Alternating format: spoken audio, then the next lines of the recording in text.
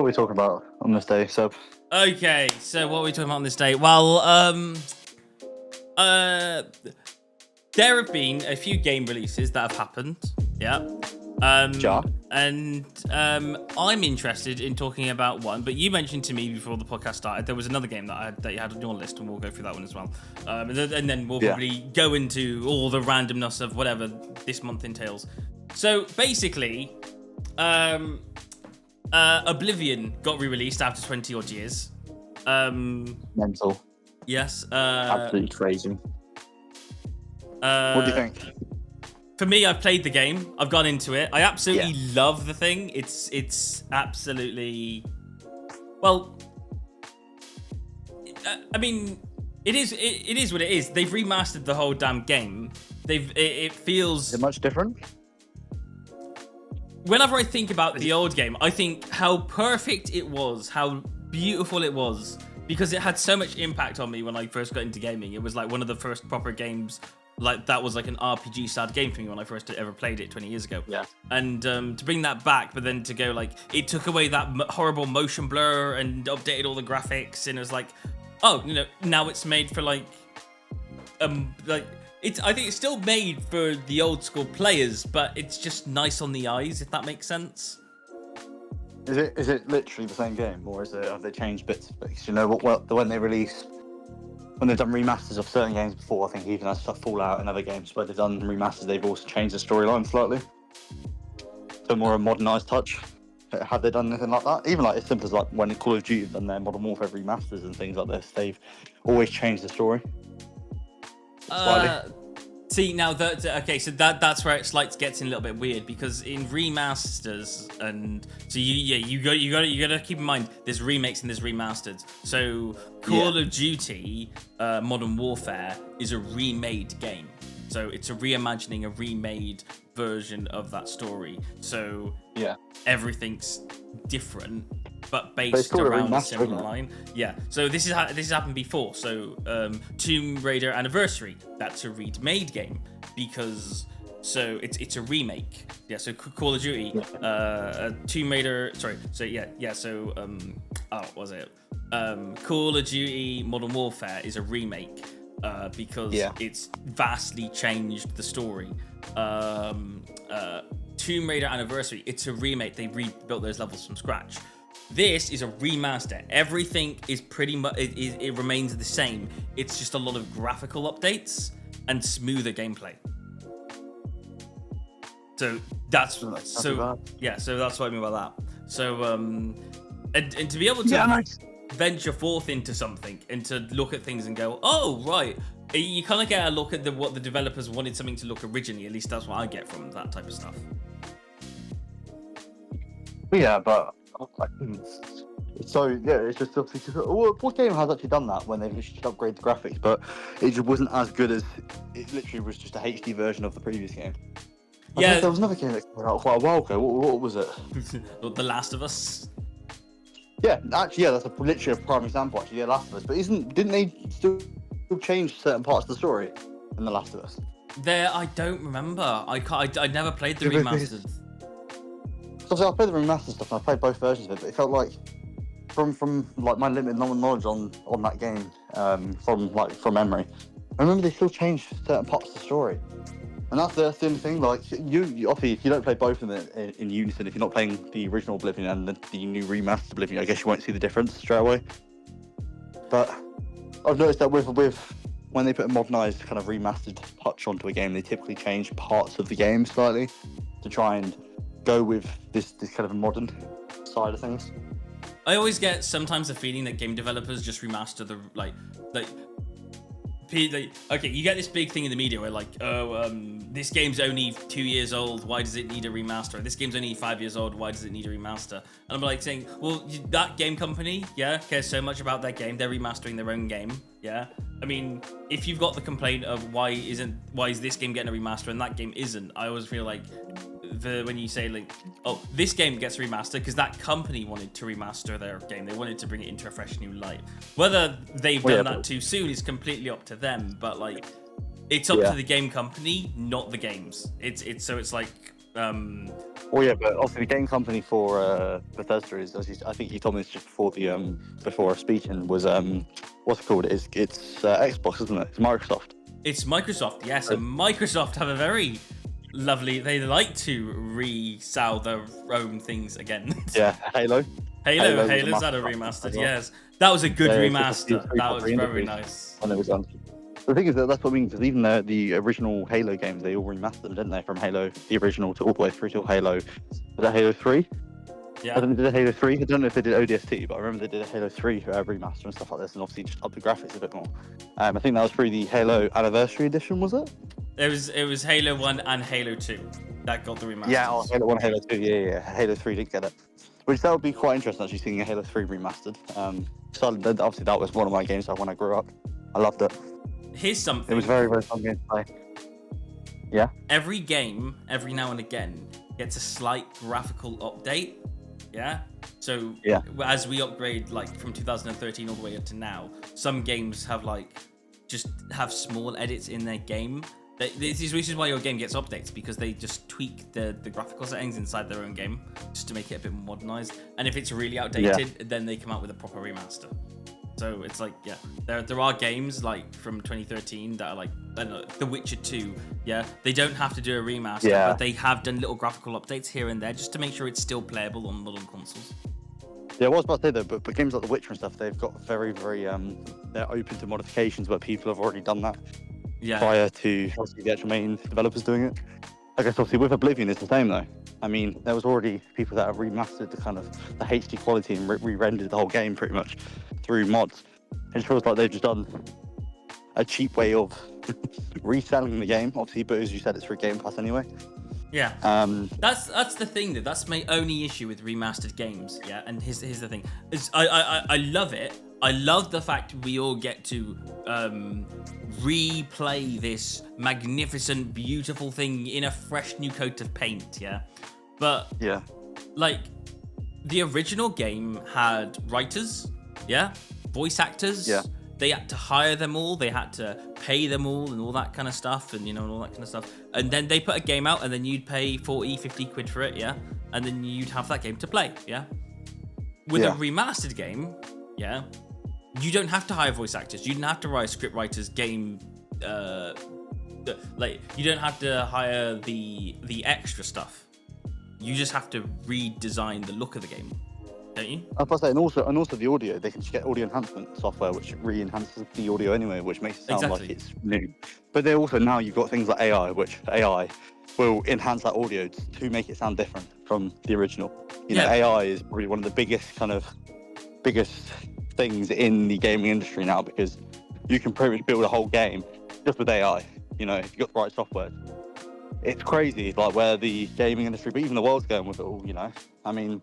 I feel like a lot of games nowadays are built through using a lot of AI, artificial intelligence, because you can't, I don't know, like you look at games nowadays, look at games before, I feel like games before, they were more thought out. Nowadays, it feels like they're more just quick, scripted games to make money. I mean, obviously I haven't given Oblivion a go yet, so hopefully Oblivion is very similar to what it used to be when I played it when I was younger, but I don't know, I just feel like when companies go down remastered route, it doesn't always work out well.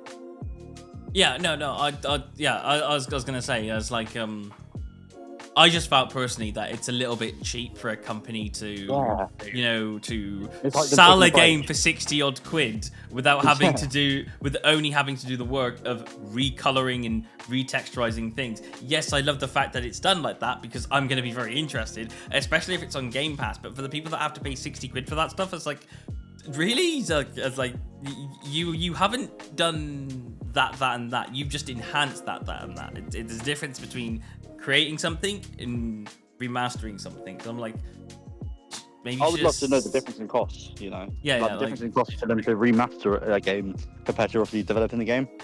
Yeah, because obviously they're going to have to put their financial budget on how much they spent on the remastering of the model. But I'd be really intrigued to see how much it costs them to remaster a game like Oblivion, remaster games like Halo or Halo games like that and stuff, because it must be such a small fraction of what the actual cost went into actually developing the main game. Yeah, it must be so cheap for them to do. If you're listening to this podcast and you're going, oh wait, hang on a second, should I be like, you know, if you're going to be hired as a voice actor, make sure in the contract it says remastered games, because you always want to get paid if you're getting remastered into a new game. I mean, Yeah. I mean, or royalties. Royalties. Royalties. Get the royalties. Always get the royalties, because like, you know, you're putting work into your game, but you're also putting work into the remastered version of that particular game. Yeah, so always claim royalties. So I'm intrigued. Sorry, Karen. If you could see other games remastered that haven't been remastered, what games would you pick? Oh, that's quite a typical one, to be fair.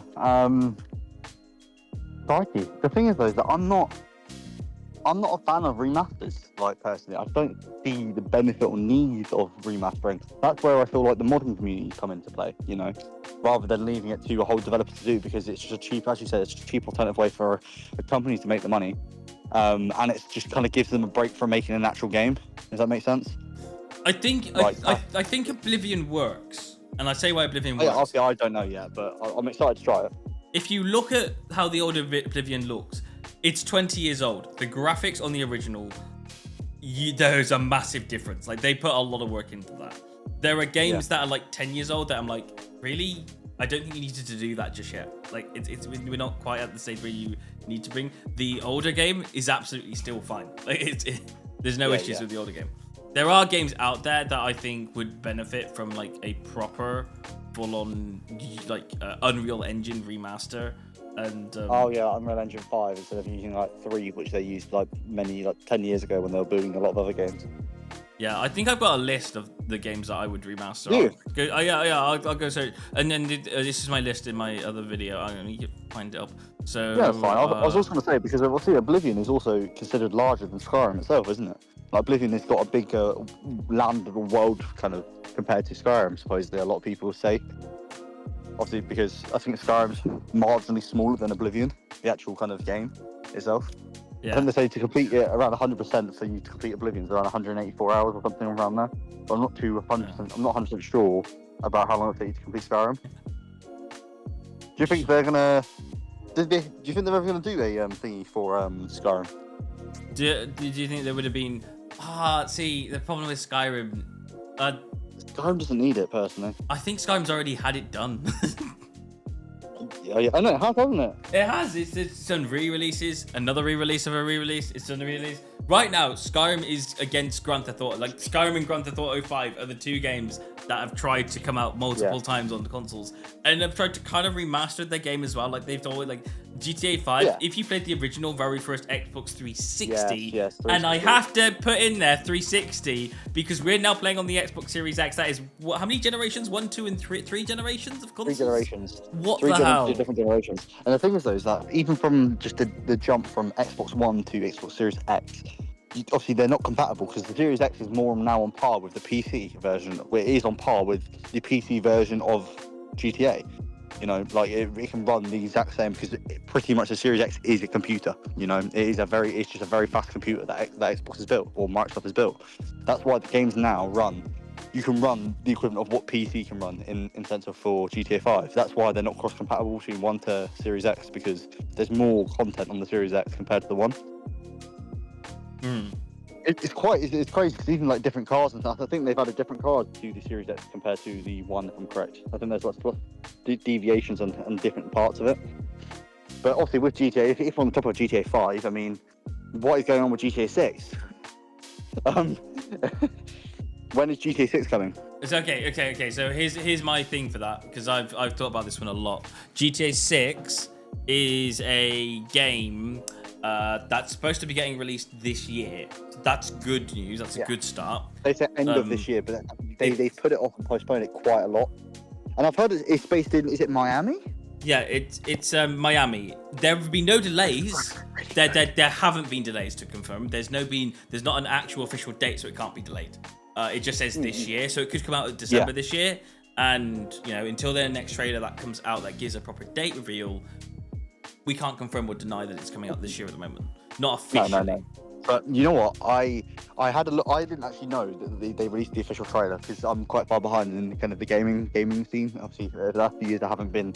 Obviously, I love my games, but I've been very, very like stuck to certain games. I've not really kind of branched out as often as I used to, kind of thing.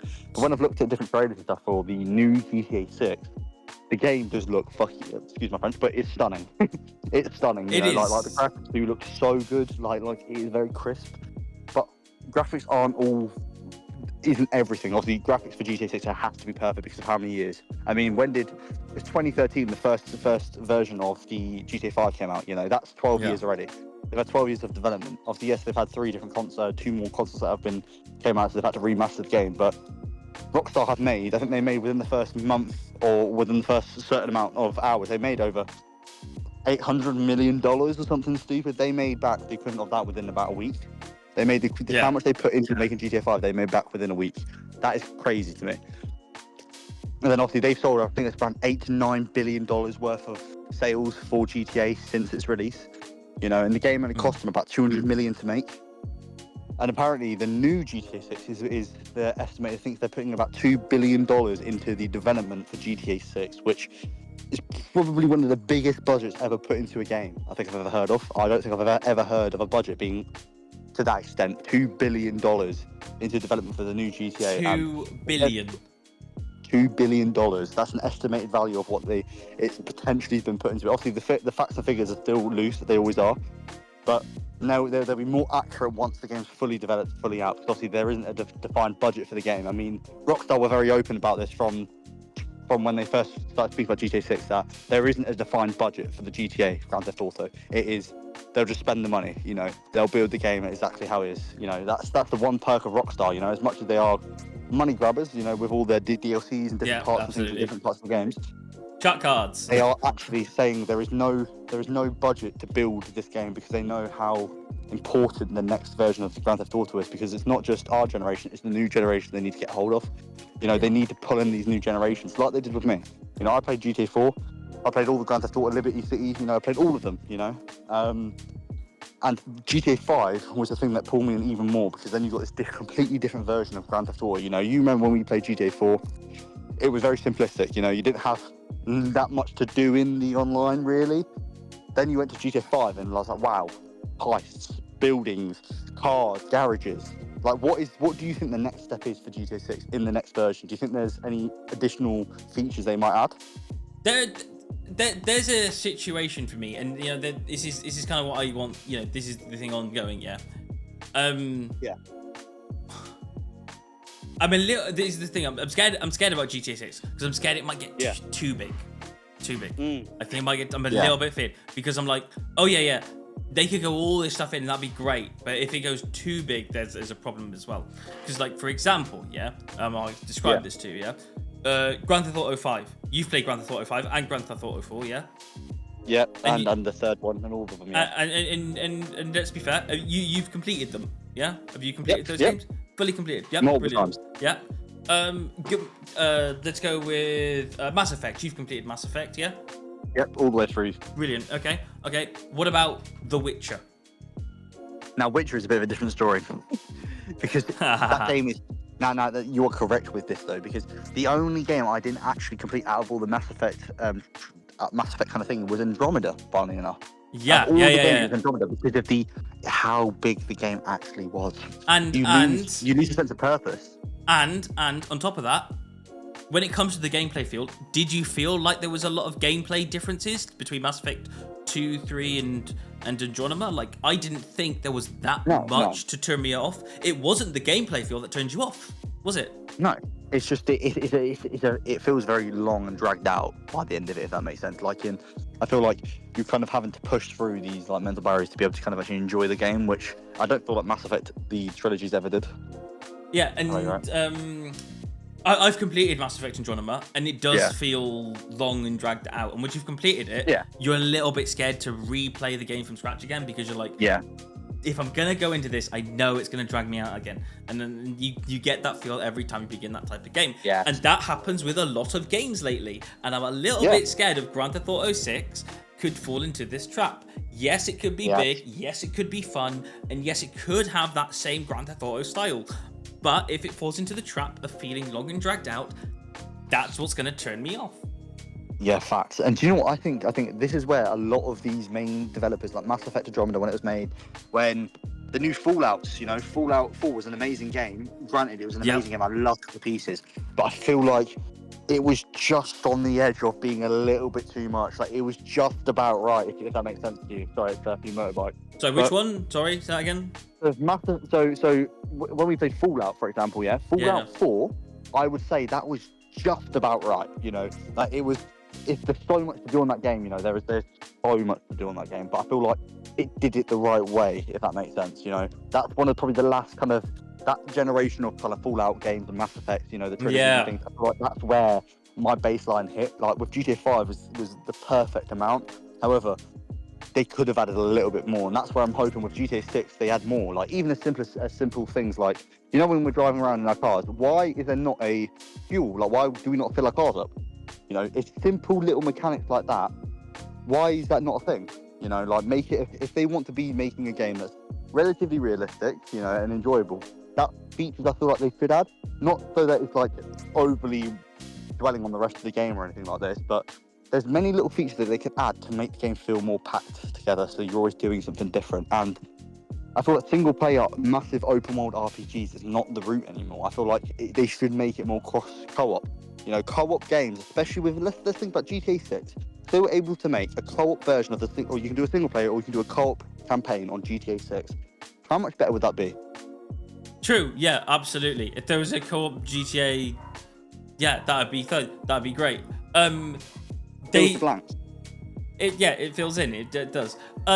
So here's also another thing. So is another game, and I tell you what, it's interaction as well. I like the little interaction bits. So like the fact that in Grand Theft Auto you can go into a store, change your clothes, get your hair cut. You know, it's being the option of feeling a little bit different, not like everybody else, having that little bit of inclusion. You know, I can make Michael, Trevor, and Franklin exactly the type of characters I want them to be. I've got that little bit of roleplay.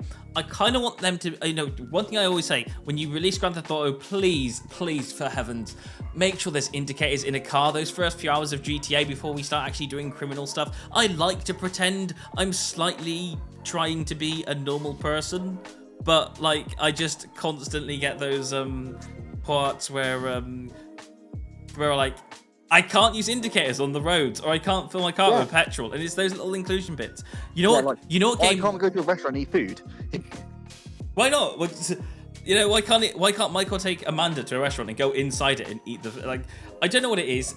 I get some people might want to skip that. Maybe you should have a skip option. There was that bit in Grand Theft Auto 4 where you could take a friend out to a show. You could skip the show. Yeah, or darts. Yeah, or darts. You don't have to do it. There's no doesn't really change the game if you don't do it, but it's there. You know, it's like those little bits that games just like. I like those little tiny bits for the players to be able to do if they want to. You know, it's the option that I feel like a lot of developers nowadays are heading down the route more of making it just this massive open world game. You follow like a little quest, but it's a very, very just like you do this quest, but it's going to take you 6 hours to complete. Like, I don't want to be spending 6 hours to complete a quest. To be brutally honest, you know, it's not something I'm interested in. You know, our generation, not our generation specifically, but social media as a whole, with everything how it's been built, you know, with our doom scrolling, with how we kind of have to like, it's dopamine, you know, like when you're scrolling through, it's giving you different levels of dopamine. That's why people call it the doom scroll. You know, you get glued to your phone.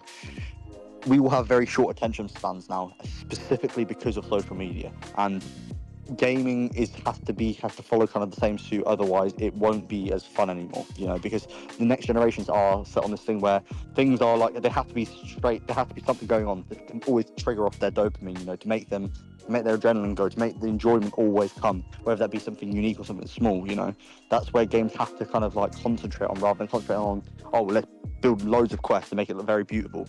Think about how the individual game is going to play the game, you know, because a lot of people need that additional little bits into it. There's little bits of storylines, there's little bits of NPC, you know, interactions, you know, to make the game feel more fulfilling, you know, and that's where I feel like a lot of developers are lacking now. You know what game I feel like does really good on this? Yeah? What game? a co-op game with lots of interactions and those small little bits that you just don't like Fable? get. No, even better than that, A Way Out. What? I love actually. A Way Out. Actually, yeah. Way Out is a very good game. There's a point. I feel like A Way Out was a little bit too short as well, in my mind. Yeah, I feel like it's a little bit too short. I wanted more of it. I wanted sequels. I wanted them to do more of games like that. But like, just I remember playing that game. It was so fun because we had to work together at all times. You know, it wasn't as simple as you just do your own thing. But you know, like there would be points where you go into like a hospital or something, and there would be like a little game of chess on the inside just for enjoyment. You're like, well, screw it. I'm going to play chess because I want to. Let's screw it. Yeah, and then like 30 minutes later, you played it and you got enjoyment out of it. You said, okay, let's move on now. Let's go do something different. There's something unique at every step. Yeah, because the paths are actually different. Yeah, I could be like, hi James, I'm over here, and you could be like, hi Seb, I'm over here, and I'm doing this. You're going to do that thing. I'll do this thing, and we'll meet up down here when the actual mission starts in about half an hour's time. Just because we like, you know, we just because we don't always want to just follow that linear path line. And if we're not following that linear path line, we're following the open world path line. But if we're following the open world section, we want to do stuff in the open world. And I feel like that, yes, the open world RPGs and these open world games give us the ability to make our own stories. But I feel like that as much as gamers want to make their own stories, there still has to be a guided story at every avenue, because us gamers, as much as we want our own stories, we want to feel like we're making our own stories, but you can still guide us through what to do, you know? Yeah. Sorry, I think I've hit it on the head with what we've just said there. I think basically, Yeah. What's the point of having a whole open world map if the only thing you get to do is drive to your mission? What's the point? Yeah. That if you're gonna make the open world map, let us have fun. Let us have things to do. It's a play park. Let us put rides in it. You know what I mean? Yeah, exactly. And I feel like, you know, like going back to even Grand Theft Auto, you know, like driving down the road, you're going not even within the mission, but when you're within the open world, going to a mission or about to start a mission, why is there not people getting pulled over? You know, why is there not drunk people on the street getting arrested by police? You know, why is there not these little things in there where it adds more character to a game? You know, because there's always something different going on. You feel like then you're just a part of the world. You are not the full world of the game. You know, you are not just the main character. There's other people's worlds kind of going on within the game, even though it's AI. You know? Yeah. Like what in going to open worlds? What do you like? And we'll go to GTA 6 because that's probably one of the more bigger prominent ones, and that could be potentially coming out this year. What aspects do you think they should add to GTA 6 to make it a better game than GTA 5? Make it a better game than GTA 5. I think you kind of want the inclusion bit. Do you know what I want? The more aspects that allow you to do stuff, to change your character, to make your character more unique, are things that I think are important.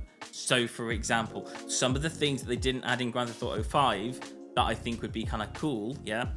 I'm not too bothered about like things like, okay, you don't need to go over realistic and try to conclude everything. We don't need supermarkets where your character has to go down shopping aisles and buy food and bring it back home to cook it and all that. We're not doing Life Simulator here. That's not the point. But when I say this, you'll kind of understand what I mean. Let's add gyms in. Yeah? Yeah. Why? Like, I don't know who the main character, like, as far as I'm aware, it's Lucia. I don't know if there's going to be multiple 3 different characters that you get to play as, or it's just one character. But let us be able to change the fitness of the character that we play as. Because I loved like going to, playing as CJ in Grand Theft Auto San Andreas, where you go to burger shops and then he would look either fat depending how many burgers you tried to feed him, or you go down the gym and he'd get like a 6-pack, and it's like that's kind of cool. You get to change the way he looks, you get to change his clothing, you get to change his hair, you get to change his car. There's a lot of options around it. They had that game very well right when it came to character building, because you wouldn't get more than the same type of CJ twice with 2 different gameplays. Oh, facts. Yeah. Yeah, honestly, I just feel like they need to put more within these open world games. Honestly, it's just they lack so hard in character, to be honest. And that's why I still enjoy obviously old games like even 2015. You know, as simple as that. Anything before that point, every game I felt like had more character to it. You know, even simple single player games and stuff. But, do you know another thing that had me out on Grand Theft Auto 5, and I think you'll know exactly what I mean by this, yeah? Yeah. Why is there one airport? Like, okay, I get the Yeah, island, but like, yeah. please, if you're gonna do multiple areas, and let us Build get. like a little mini one, yeah. I don't know. I want to use an airport. Why not? Let's have some airports going to different airports. If you're gonna add 3 different locations, I want 3 different airports that take me to those 3 different locations. Why not? Let's add 3 Let's add 3 close by cities, and airport around. And why can't we use the train system to actually transport ourselves? Like, why can't we actually get onto like a train that leads us that takes us all the way down there? Yeah, Like as simple as they had the train tracks, they had the structure for the train routes. Why were we not able to get onto an actual physical train onto it? Obviously, not every train that was on those tracks would be, you'd still have your cargo ones and things like this. But why was there not one physical train that we don't just click on a button and walk into there, then it transports us? An actual train we can physically walk into, stand in there, and it transports us, and we can either skip it or we can sit there and just admire the view. Now, okay. I will say this one. In Grand Theft Auto 5, you can kind of do that. You can walk on and inside a train. Especially online. Yeah. But I think you're going very Pacific. You're thinking Red Dead Redemption type trains, aren't you? Like, going around sitting down, looking out the window. Why not? It's like, I don't need to go into this pressing the back button and trying to kind of find, the best view or something. I want to just be able to look around and walk around inside the train while it's moving. Yeah. They already have the game mechanics there.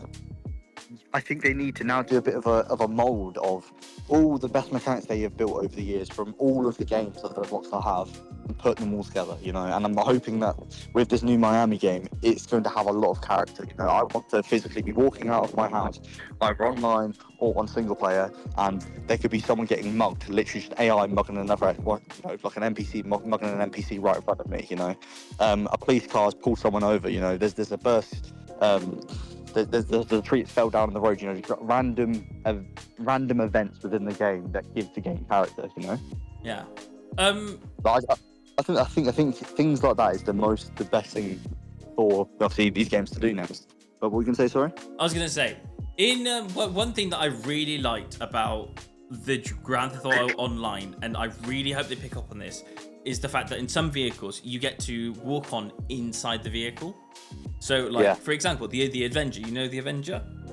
You get to actually go next to a blue circle, and you get to board the Avenger, and you get to walk around on the inside of it while it's driving. Yeah. Now, I'm not saying that this is going to be applicable for every vehicle in GTA 6, but I hope it's true for some vehicles. So, for example, like an airplane that takes you from A to B across a long distance area. You just walk around. Could we be a passenger and just walk around on the inside of a plane? Could you imagine? Could you imagine do we have doing security? Could you imagine if we had an airplane mission on the game? How cool would that be? We need you to infiltrate an airport and take over an airplane. That sounds cool. I want that. Let me have that. My idea also is that if we can go board these planes as well and just be a normal passenger, I know it's big, but think about the processing power of computers nowadays, what PCs are already capable of doing, okay? Even these Series X's are more than capable of being able to do. Why is there not a physical airport where we can physically go into it? Obviously, not the whole airport is unlocked. I understand that because it's the amount of processing power, we're not exactly there yet. I understand that. We're getting close. We're not close. far off anymore. But we can still do a lot, like they could physically build a main area of an airport where there's still gates. You have to pay for a ticket, you have to go through security and things like this. And have the ability for us to be able to put our guns in the back of our vehicles and stuff, and actual animations, not these guns where we put it into the side of our bodies and it's gone. Like, I feel like it's time to add that actual realistic physical touch. And I know it's not supposed to be 110% realistic, but it's not. I feel like any games that in the future go that way are probably going to be the games that are most successful. Not the ones that are overly complex, with the mechanics, simple mechanics, but a lot of character within the game development and character development. Like, I feel like, imagine the story you can build with your friends in an airport. Imagine even these RP servers, like what physically they could do within these airports. People could be security guards, people could be pilots, people could be police, as they already are. It just adds more character development to the game, and I feel like it adds more spice. Yeah. Have you heard of this game called Helix? I have not. Okay. I'm sending you this trailer. Watch it as we're talking. Yeah. This is Helix has me worried in areas because I'm like, is this a legit game and all that kind of stuff like that. As of now, it's been a very, very 50-50, is it real, is it not kind of situation. But honestly, if it is real, I'll have a quick gander. if it is real, I'm excited. Like, I'm excited if this thing is real. So I'll send you this. And where you say, oh yeah, can we control things? Can we do this? Can we do that inside of it? I'm like going, oh, that'd be cool. Instead, you think if this was like a legit and real thing, like, it's what you're looking at, by the way, in this thing is it's meant to be an RP world. So you get to exactly what we need in the future. You mod your own sandbox. You create your own open world RP thing. You get to do different jobs. There's different entertainment things inside of the game. Now, if this is real, this could be the first step to creating those next generation of games. Yeah, you could have Grand Theft Auto, but like, which is cool, and I hope it includes certain things. But when it comes to full-on RP servers, this could be a real game changer. If this is like what the game is trying to do, we need something that's gonna, do things like this. And to be fair, you don't have to try and do everything. Yeah, like for example, you don't like. I know you don't have to do and let us work in a hospital as realism, because like if we wanted to play a hospital game, we'd play Surgeon Simulator or something like that. We don't need everything, but we need those little bits in that make a world feel real. So yeah. Well, the best way to say it, and I think we both agree on this. Gaming is an escape from real life, and people it's a virtual kind of character they've built. Like we met each other on gaming, and obviously you don't know exactly who the person is. You kind of built this character around who you are as a gamer. Absolutely. Obviously we know each other more personal because of the amount of years and we've met and things like this. But yeah. Look at just many of the futuristic things. The future is AI games and like sandbox games and things where people can be RP characters because it's an escape from real world. I mean, that's why like even VR, like what is it called, that chat box thing, where people on there in VR speaking to each other, they literally live a different life in that. It's just now adding it and implementing it into a more realistic, hyper-realistic game that is more functional for everybody.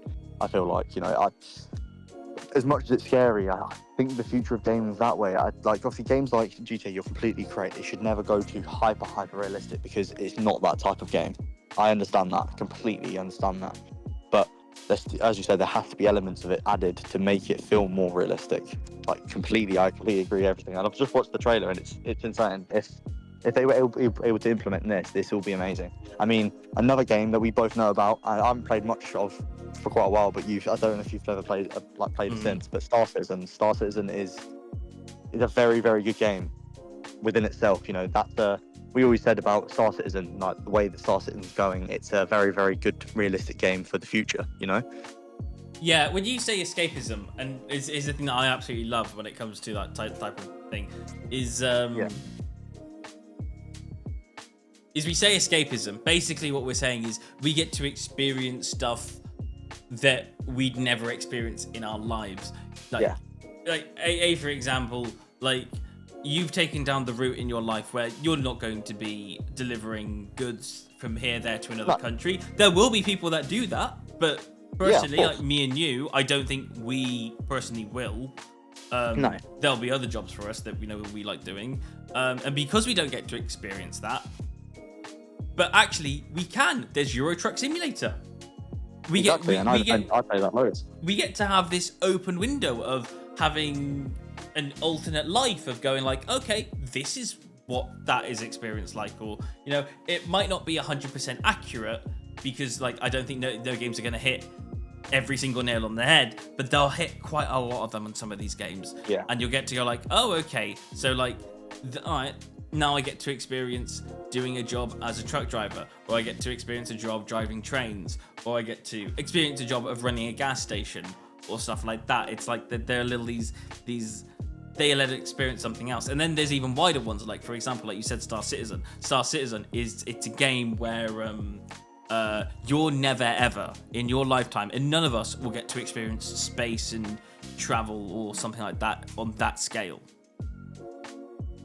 But Star Citizen does a very good job of letting you experience and trying that world out. Yeah, experience completely.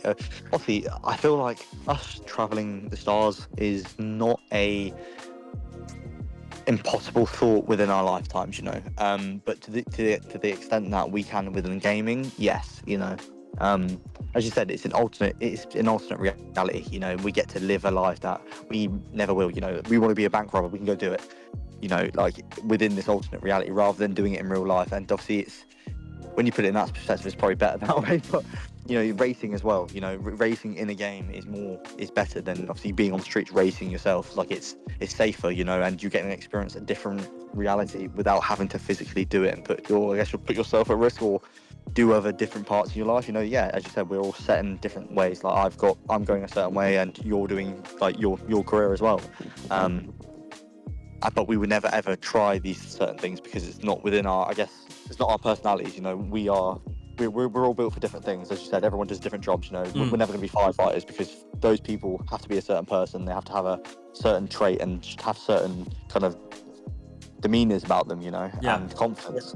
Some people are never going to have that, but they can experience it within the gaming world without having to kind of be out of their comfort zone. Yeah. And then you take that to the next level, like you put cooperative games inside there. Me and you, we are never going to go in the realms of Albion and stop the darkness from taking over the world. But I tell you what, me and you, we can at any point, we can load up our consoles. Yes, we can load it up and we can jump on it. GTA 5, if we want to go kill 100 police officers, blow up helicopters, blow up SWAT teams, we can go do it. But we're not killing any actual people. It's a safe option. It's a safe option. Hey, James, people, you want to go out and punch and destroy loads of people? No, yeah, sure, but let's do it on a video game. Exactly. And people, back in the day, it had that kind of, a lot of the older generation thought, oh, gaming's bad, it's going to enhance this. I don't think it has. I think it's probably had more of a beneficial trait to society. I mean, people play games and it keeps them out of trouble. Like some people might fall into bad habits and fall into bad ways and fall in with bad people, but gaming kind of saves them. Some people get into a low place in their life and gaming is the only thing they've got. And that's the beauty of gaming. And I'm hoping game developers kind of take that more into consideration when they build their games, rather than thinking about the profitability and their margins and things like this. Yeah, and to be honest with you, when it comes to when people say, oh, there's bad people online, all that kind of stuff like that, there's bad people everywhere. And there's not just online, it's everywhere. And all you've got to do is like the human race has always had this issue with if you open up a new area of something, you're opening up to everyone, you're going to invite the bad people. You're going to invite the people that try to control things and all that type of stuff. I mean, it's like you go into these places, you have to safeguard yourself because no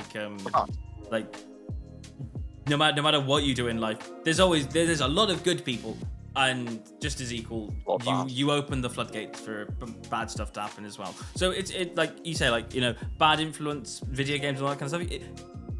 Yeah, but that's everything. Everything's got bad influences. I don't see. You know what? The one thing I'll say about playing an Xbox is if you're in a lobby, someone's being rude, someone's threatening you, you can just leave, and that's it. You can block them, leave, and that's it. That's the beauty of gaming.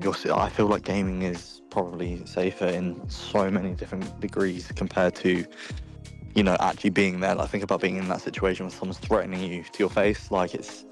Gaming's always been a safety net for me because it's kept me in a place where I don't have to always put myself at risk. And obviously I take risks, but I take risks that are calculated and that are relatively safe, rather than, with gaming you meet a very vast group of people. But life is... Yeah, if someone steals your money in real life, that's completely different to someone stealing £1,000 out of your bank account on GTA 5. It's different. Exactly. Completely different. And it's different. you can't say no to gaming. It's a very, very big industry now, and it's probably one of the biggest ones there is. But at the same in regards to, time, obviously, from what we've discussed, I want to make sure it's protected. I want to make sure there's a future in these open world RPG damn adventure things like Grand Theft Auto 5. Please don't go to a point where you're too big and it's too, I don't know. Bringing it back around from where we started at the beginning, I think it all comes back to the same case. Like, I like Grand Theft Auto 4, I like Grand Theft Auto 5, and I'm always going to be a bit scared that Grand Theft Auto 6 might go a bit too beyond, and it might go a bit too big, and just like The Witcher, it might be too big. Yeah. Yeah. You get like. However, if they add enough detail within the game, then the world wouldn't feel too big. And that's the one thing I'll say. You could have a big world, but if you have enough within the game that there's always something going on, it won't ever really feel too big, if that makes sense. Yeah, there's always something going on. It's like it'll feel big, but it'll feel fulfilling compared to some games out there now, like GTA 5, mate. Like when you're driving down to the other side of the island, there's nothing. It's like we've said. It's like we said before. It's exactly like we said. In the realm of gaming, in the whole realm of gaming, what was I going with? Yeah, sorry, yeah. In the realm of gaming, an open world map, yeah. If there's nothing to do in an open world map, why are you building one in the first place? That's the question you have to ask yourself. Like, yeah. If you just put in mission to mission, it's got just make it linear. You don't need it to be open world. But if you're going for open world, give us a reason why it's open world. Like I think that's what puts me off a little bit. Like sometimes I'll get like a game and there'll be just like 3 or 4 missions and I can choose which one to do. Like I could do that in other games. Like that's not special. Yeah. Yeah. You are completely correct on that. Yeah. And that's the thing, gaming's fun. But developers don't care. That It's said, a bit sad, to be honest. That said, when it comes to open world RPGs, because I think that's kind of where we bent on this podcast. What would you say your favorite RPG was in your realm of gaming when it comes to things like that? Oh. In regards to all games. It's a tricky question. I have a different view compared to most, and this is because I've played thousands of hours of a specific game in RP, and which is Arma 3. Arma 3, okay, yeah, okay. So go and explain exactly what part of Arma 3 you liked, because I think I know where you're going with this. Arma 3 you can play a roleplay server, and there will be obviously a lot of people, and people will be doing different roles. You can obviously sell drugs, or you can do certain different things. You can sell copper. You're pretty much just trying to survive. You've got food. You have to pay for vehicles. You know, if they get damaged, you've got to repair them. It's very, very interactive, like down to the very, very fine detail of bandaging yourself, you know, and certain ways of peeking, if you're running and you stop, your guy is not going to be able to aim at all. And even within these RP servers, you have police officers, you know, and then you have like army, and you have different gangs and things like this. And there's so much within this server that you're never not busy. And many, many games over the years that I've played have never, ever, ever hit that kind of spot for me like Arma 3 has. And I mean, Arma 3 is, to me, probably one of the best games that I've ever played in my life. I've probably played around 6,000 hours on the game over from 2015, so in about 10 years, but I haven't played the game in about 3.5 years, so I've probably played in like a 5-6 year span, and I played 5,000 hours. You know, that's averaging 1,000 hours a year, and that was my life. You know, that was my character, that was my identity when I played gaming, and it was amazing. Hands down, some of the best gaming experience I've ever had in my life. I met so many good people. Servers would have over 100 people in it typically, and it's just you meet so many new people, you make so many friends, and some of those people that I've met, similar to how I've met Seb through when we played Fable in co-op. True, yeah. Straight away, that's where I met him many years ago when we were both a lot younger. But with with this one, I've met a lot of those people through those games that I'm still friends with, as I am with Seb to this day. I know many people. One of them, my friend Nathan, he lives in Australia now. I've known him for probably 7 years, and he's a lovely lad. And you know, you don't really make those type of, you can make those friends in real life, granted, but those type of friendships you make online as well it feels protected, because you guys know that you're safe behind the microphone, and when you get to know each other, there's no element in safety. You know, you're just speaking, and you can end the conversation at any point. But then when you get to know these people, you build some of the best friendships. You know, like me and Seb, we've been on holiday together. I've been to his house, he's been to my house. We've met each other's families, and yeah, it sounds a bit weird like that, but you know, Seb is one of my best friends, and that's through gaming. And you know, I do feel bad for some people that don't get to experience gaming to that kind of extent. But if anyone, you know, I would say that Arma 3 is probably one of the best. It's not as big as it used to be now, but yeah, it was an amazing game. There's always like some type of new RP that's like that. I think was it now that Arma 3 RP stuff, I think that's slowly closed, and I think that's moved to Grand Theft Auto 5 RP is kind of now the new 5M for most games. I think 5M is the most. Which 5M does really well at what it does, and that's one thing. 5M is very good, and with the next generation of GTA, I'm very intrigued on which direction it's going to go, because I feel like that could then potentially outweigh what Arma 3 ever was able to do. Yeah, and I'm hoping that Grand Theft Auto 6 is going to be a brand new map for those people that want to do RP servers as well. That it could open up loads of doorways for RP servers. So I'm hoping it hits those spots and it gives them more creativity to edit that game, and they don't try and like ban these people that want to edit those games. Like, I'm not an RP player myself, but I want that RP community to always exist, because you know, they deserve a place to enjoy themselves. And you know, and playing a game for 2013 still, that's just it. You know, you need something bigger. They need a bigger playground constantly. Yeah, and I think GTA need to take a supportive approach, as you said, towards Rockstar. Need to take a supportive approach towards these developers, because these developers are the people that make the game even better, and it brings more profit in for them. Yeah. And you know, if Rockstar want to do it properly, rent all your rent servers to all these people. You know, make deals with them, because you could make a lot of money. Absolutely. There's always I mean, profitability. If you're really bothered about the profitability, speak to these businesses, speak to these little small companies that do this, because at the end of the day, if you enhance these into the co-op feature, into the co-op games, the multiplayer game, then you know, you're making an even better game. Yeah, it's like, for example, yeah, there are loads of there are loads of these RP servers out there, but the ones that get the most highlight, like 5M, Arma 3, yeah, that's the community choosing that you are going to be our new RP section, yeah, respect to the people and get, you know, and honor them more. Like, no, like GTA, you're lucky because loads of RP players are choosing that yours is the current game to play. If you implement this and you partner up and you make sure that GTA 6 is the next place to play, you're only benefiting yourself there. I mean, it's just, that's my opinion.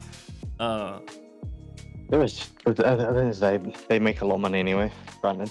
Yeah. But these communities can only get bigger, and if you guys support them, you know, you've got more income. It's more publicity. Like, if they can implement them even into Xbox, you know, like actual consoles as well, because that's the part that would be very, very. You should imagine if they were more supportive with like modding onto the Xbox Series X with GTA. Like, imagine if you were to play these communities of your Xbox Series X. Yeah. I just feel like, you know, there needs to be more support from big businesses on these communities, because if you can get this onto cross-compatible, obviously not within the same servers, like, granted, but if you're able to give developers the ability to do it on Xbox with Microsoft, etc. Imagine the fucking possibility. Imagine how good games would be.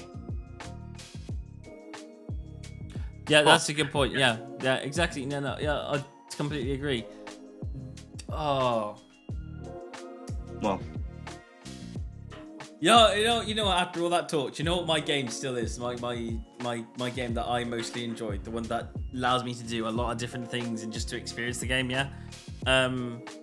What game's that? Fallout 3. Wow. Yeah, That's a shout. that is a shout. Don't you have the TARDIS on Fallout 3? They do. I don't. Yeah. I don't shout it out for the mods because the mods always make everything better, and I always say, yeah, if you use games with mods, that's brilliant. But if you're just doing base game alone, you get to have a house, yeah. You get to go to shops, you get to buy stuff, you have to eat, manage your health, all that kind of stuff. Change what your character looks like, design your own hairstyle, all that type of stuff, as you would in Grand Theft Auto as well. But then on top of that, yeah, decision making, like. Oh yeah, within the RP. Obviously, the ending of the game is pretty much the same either way. I mean, the only game that really gives you multiple endings these days, like, there's only one game that's ever given you like multiple endings, literally, and that is Dead Rising and Dead Rising 2. Like, those are the games that give you like A, B, C, D, E, F, G endings. That outside of that, I don't know a lot of games that do that. But yeah. I mean, Skyrim. So yeah, Skyrim, literally Oblivion. Wait, really? Skyrim does? I don't remember Skyrim doing that. Oh wait. Oh no, they don't, do they? No, they don't. What are you thinking? Wait, oh no. Sorry, I got the wrong game. What was it? What we are interested. I think you mean Mass Effect or something. Yeah. Mass Effect is option A, B, and C, but they're all pretty much the same. But yeah, no. Yeah. They are, but it's quite interesting though with Mass Effect and things. So it's because you're actually building a. You get to choose if you want to be bad or good. You know, if you do you want to be good, do you want to be bad, do you want to kill people, do you want to be helpful? Yeah, it's the decisions you make with those types of games, and again also with Fallout. It's the decisions you make along the way that are more important than the ones at the end. It's like the ones at the end we don't care about. It's the ones in the middle that kind of shape how you feel about your character. I do love RP. It is always good. Yeah. I think that kind of wraps it up. I feel. Yeah. I think I'm all talked out. I think I'm also all talked out. I didn't realize an hour just passed until I looked at the clock there. But yeah, there you go. That's me, Seven, Tim, James. It's been wonderful, everyone, and you know, let us know your favorite RP games or RPG games down in the comments. And yeah, I hope everyone has a wonderful day and a wonderful evening. Seb, it's my podcast. Oh shit! Yes. Yeah. Comment in the comments. Damn it. Hey, thank you so much for watching, and I really hope you enjoyed the video. If you did enjoy the video, then please don't forget to consider to like and subscribe to the channel. Thank you so much for watching, and I will see you on another Jump Inside video. Goodbye.